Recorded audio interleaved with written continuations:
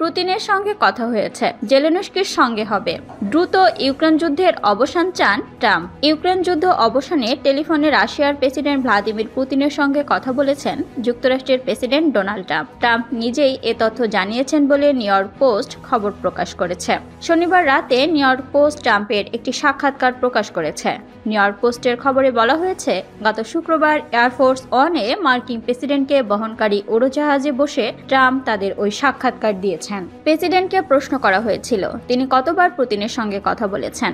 জবাবে ট্রাম্প বলেন, এ প্রশ্নের জবাব না দেওয়াই ভালো। তিনি পুতিন মানুষের মৃত্যু বন্ধের হওয়া দেখতে চান। নিউ ইয়র্ক পোস্ট ট্রাম্পের ওই সাক্ষাৎকার প্রকাশের পর রাতে রয়টার্স থেকে এ বিষয়ে জানতে ক্রেমলিন এবং ওয়াশিংটনের সঙ্গে যোগাযোগ করা হয়েছিল, কিন্তু কারো কাছ থেকেই সাড়া মেলেনি। গত মাসের শেষ দিকে ক্রেমলিনের মুখপাত্র দিমিত্রি পেসকভ বলেছিলেন, পুতিন ট্রাম্পের সঙ্গে টেলিফোনে কথা বলতে প্রস্তুত আছেন। ওয়াশিংটনও প্রস্তুত, এমন কথা শোনার অপেক্ষায় আছে মস্কো। শুক্রবার ট্রাম্প আরও বলেছেন, ইউক্রেন যুদ্ধের অবসান নিয়ে আলোচনার জন্য তিনি খুব সম্ভবত আগামী সপ্তাহে দেশটির প্রেসিডেন্ট ভলোদিমির জেলেনস্কির সঙ্গে কথা বলবেন। আগামী 24 ফেব্রুয়ারি ইউক্রেনে রাশিয়ার আক্রমণের তৃতীয় বার্ষিকী। এই যুদ্ধে কয়েক হাজার মানুষ নিহত হয়েছেন। নিহত ব্যক্তিদের বেশিরভাগই ইউক্রেনের নাগরিক। ট্রাম্প নিউ ইয়র্ক পোস্টকে বলেছেন, পুতিনের সঙ্গে তার সম্পর্ক সবসময় ভালো এবং ইউক্রেন যুদ্ধ বন্ধে তার সুনির্দিষ্ট পরিকল্পনা রয়েছে।